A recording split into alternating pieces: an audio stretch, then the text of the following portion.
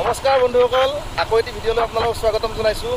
আজি মই বঙাইগাঁৱতে আছোঁ আৰু আজি বঙাইগাঁৱৰ এখন ঠাইলৈ ফুৰিবলৈ গৈ আছোঁ। মোৰ বন্ধু নৱ, ই বাইক চলাই আছে আৰু বতৰটো আজি চাওক ডাৱৰীয়া, কিন্তু বন্ধৰ দিন তেনেকৈ নাপাওঁ, সেইকাৰণে ডাৱৰীয়া বতৰ কিনকিনীয়া বৰষুণ পৰি আছে যদিও আমি ওলাইছোঁ দুয়োটা।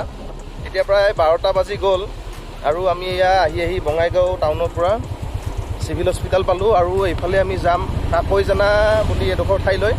আৰু তাত সোণালী বান্দৰ থকা বুলি আপোনালোকে নিশ্চয় গম পায়। বঙাইগাঁও কাকৈজানাত সোণালী বান্দৰ থকা ঠাইখন আছে আৰু লগতে তাতে এখন ধুনীয়া পাৰ্ক বনাইছে এতিয়া। গতিকে সেই ঠাইডোখৰ মই এতিয়ালৈকে যোৱা নাই। বঙাইগাঁৱত প্ৰায় 8-9 বছৰ হ'ল যদিও যোৱা নাই। গতিকে আজি সময় পাইছোঁ, ফুৰি আহোঁ অকণমান। বলকচোন চাওঁ আগলৈ কেনেকুৱা ঠাই আছে।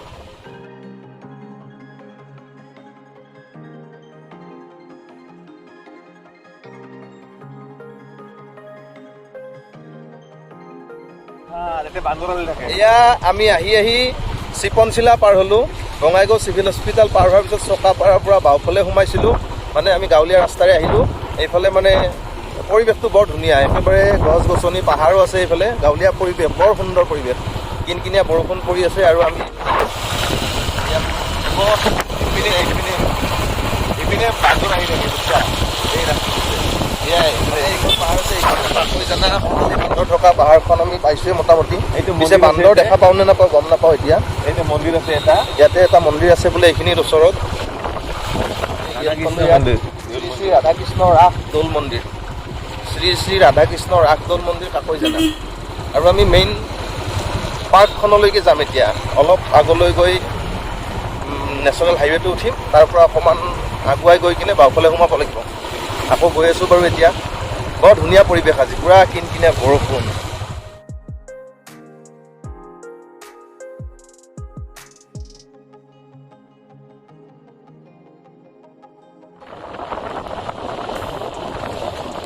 আহি আমি সেই পাৰ্কখনৰ ফালে সোমোৱা গেটখন পালোঁ আৰু এয়া চাওক, welcome to Kakoijana land of golden langur, Astha nature zone.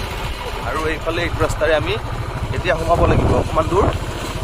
চাওক কিমান ধুনীয়া পৰিৱেশ। প্ৰথম ৰাস্তাটো সোমোৱা ৰাস্তাটো চালেই গম পায়, ইমান চাফা পূৰা। এয়া ৰাস্তাটো চাওক, মেইন ৰাস্তা হাইৱেৰ পৰা প্ৰায় 500 মিটাৰমান সোমোৱাৰ পিছতে আমি পাৰ্কিঙৰ ঠাইডোখৰ পালোঁ। ইয়াত গাড়ীবিলাক ৰখাব লাগিব, ৰখাৰ পিছত আমি এইফালে ৰাস্তা আছে, তাত টিকেট লৈ কিনে সোমাব লাগিব। বলক আগবাঢ়ো আগলৈ। আৰু এটা ধুনীয়া ঝৰ্ণাও আছে বোলে ওপৰত, 1 কিলোমিটাৰমান আগত। যদি বাৰু যাম তালৈ।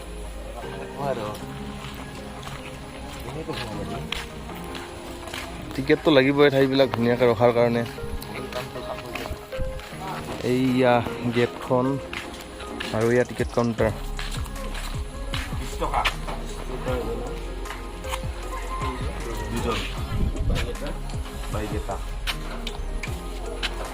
কিমান কৈ লয়?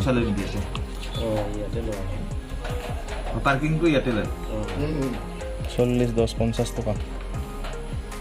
মানুহৰ 20 টকা, বাইকৰ 10 টকা পায়। লটাৰী খেলা হয় নেকি? হে চিৰিয়েল নম্বৰ দিয়া আছে। লটাৰী টিকেটৰ নিচিনা লাগছে। বঢ়িয়া, টিকেটৰ বঢ়িয়া ষ্টেণ্ডাৰ্ড কৰিছে, ভাল লাগিছে। 20 টকা হিচাপত বহুত ভাল আৰু দিয়ক। এতিয়া ভিতৰলৈ সোমাই আছোঁ বাৰু। সোমাই এইখন চাওক, ককেয়া ৰিজৰ্ট বুলি এইখন আছে। আৰু এয়া সুন্দৰ পৰিৱেশ, প্লাষ্টিক বৰ্জিত এলেকা। এইটো ফুৰা। টিকেটটো ইয়াত দেখাই ল'ব লাগিব। এইটো 2জনৰ আছে।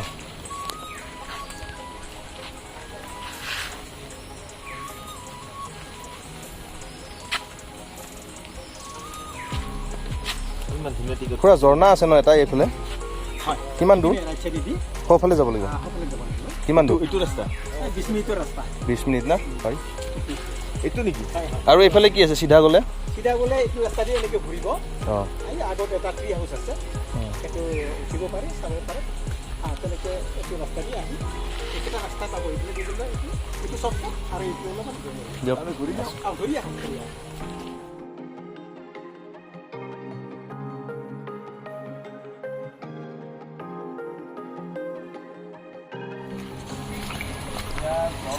জল ভাড়া মানে এইটো যাওঁ সেইটোত যাওঁ আমি ট্ৰি হাউচ হৈ যাওঁ তেন্তে প্ৰথমতে আমি ট্ৰি হাউচৰ ফালে যাম ট্ৰি হাউচ এটা আছে তাত উঠিব পাৰিম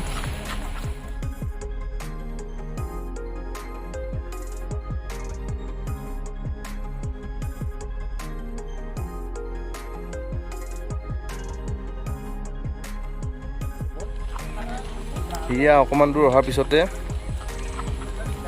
ট্ৰি হাউচটো পাই গ'লোঁ এইটো ট্ৰি হাউচ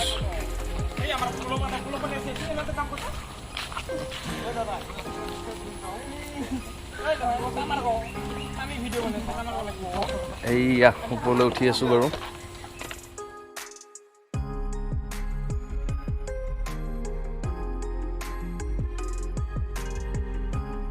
ট্ৰি হাউচৰ পৰা নামি আকৌ এখন দলং পালোঁ এইফালে আকৌ আগুৱাই আহিছোঁ আৰু ইয়াত পাহাৰত এয়া গছবিলাক আছে ধুনীয়া এটা পৰিৱেশ আৰু এনেকৈ এইফালে গ'লে আমি সেই ঝৰ্ণাটোৰ ফালে যাব পাৰিম সেইটো এটা ৰাস্তা আছিল সেইটো ৰাস্তা বেছি ভাল লগা আছিল কিন্তু আমি যিহেতু এইফালে আগবাঢ়ি আহিলোঁ গতিকে এতিয়া যাওঁতে এইটোৰে যাম ওলাওঁতে সেইফালে দি ওলাম ব'লক আগলৈ গৈ থাকোঁ আকৌ এনেকৈ আমি এতিয়া এইফালে পাহাৰৰ কাষৰ ৰাস্তাৰে আগবাঢ়ি গৈ আছোঁ ঝৰ্ণাটোৰ ফালে আৰু এতিয়া আমি বান্দৰ চাম বুলি আহিছিলোঁ তথাপিও এতিয়া ভয়হে হৈছে এইফালে যেন বাঘ চাঘ নামি নাহে আৰু এনেই অভয়াপুৰী ফালে বঙাইগাঁৱৰ বাঘ ওলোৱা বুলি কিবা এটা ঢৌ ওলাই আছে এইকেইদিনৰ পৰা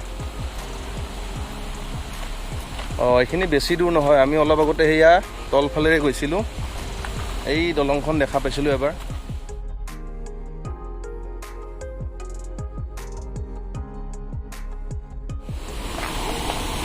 কিমান ধুনীয়া পৰিৱেশ এয়া চাওক মানুহে শ্বিলঙত এনেই যায় বঙাইগাঁৱতে কিমান ভাল লগা পৰিৱেশ আছে এইয়া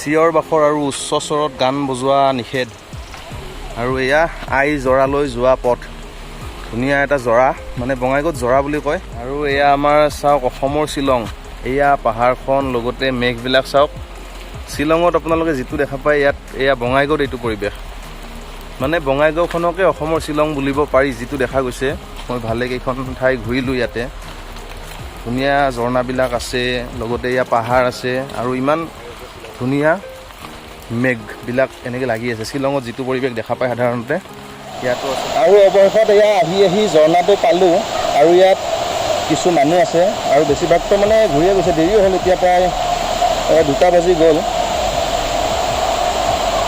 আৰু এয়া মোৰ বন্ধু নৱ আহি আগতে ইয়াতে বহি আছে এইটোৱেই ঝৰ্ণাটো ইয়াক আকৈ জনায় আৰু ইয়াত গা ধুই আছে কিছুমান ওপৰৰ ফালে চাগে আৰু বেছি ভাল লগা আছে নেকি গম নাপাম কিন্তু এইখিনিতেই পৰিৱেশটো ভাল লগা চাওক এয়া পূৰা পানী ধুনীয়াকৈ বৈ আছে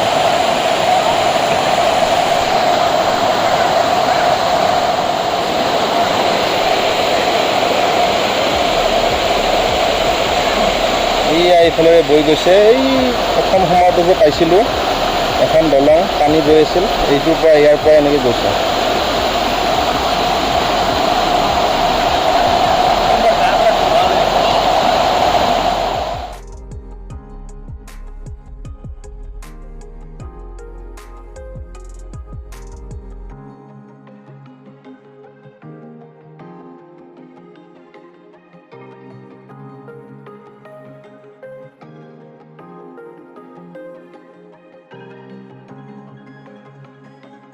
বৰষুণৰ পানীৰে ঝৰ্ণাৰ পানীৰে তিতি বুৰি দুয়োটাই আমাৰ ইয়াত চোৱা হৈ গ'ল আজিৰ কাৰণে মানে ওপৰৰ পৰাতো বৰষুণ পৰিছিলে লগতে ঝৰ্ণাৰ কাষলৈ যোৱাৰ পিছত সেয়া ঝৰ্ণাৰ পানীবিলাক মানে ফটো উঠিবলৈ যাওঁতে ওচৰত যাওঁতে সেই ঝৰ্ণাৰ পানীবোৰ পৰি আকৌ বেছি তিতিলোঁ একদম পেণ্টৰ অৱস্থা বেয়া গোটেই তিতি গৈছে আৰু ইটো এবাৰ পৰিলে মানে ফটো উঠাব খোজোঁতে পৰিল মোৰ মোবাইলটো এবাৰ পানীত ডুবিয়ে গৈছিল প্ৰায় কিন্তু এই কভাৰটো মানে কি হয় চাৰ্জিং পইণ্টৰ এইবিলাকত মানে ক্লিপ টাইপৰ আছেতো গতিকে বিশেষ প্ৰব্লেম নাই ঝৰ্ণাটোৰ পৰা ওলাই আহি এতিয়া আমি প্ৰায় ওলোৱা গেটখন পাম এই দলংখন তেতিয়া যাওঁতে পাইছিলোঁ যে সেইখিনি পালোঁ আৰু ইয়াত আৰু এটি মানে ট্ৰি হাউচ আছে গছৰ ওপৰত থকা ঘৰ কিন্তু ইয়াত উঠা তেনেকুৱা ব্যৱস্থা নাই গতিকে এইটো উঠিব নোৱাৰিম বাকী বহুত ভাল লগা পৰিৱেশ আছিল চালোঁ ফুৰিলোঁ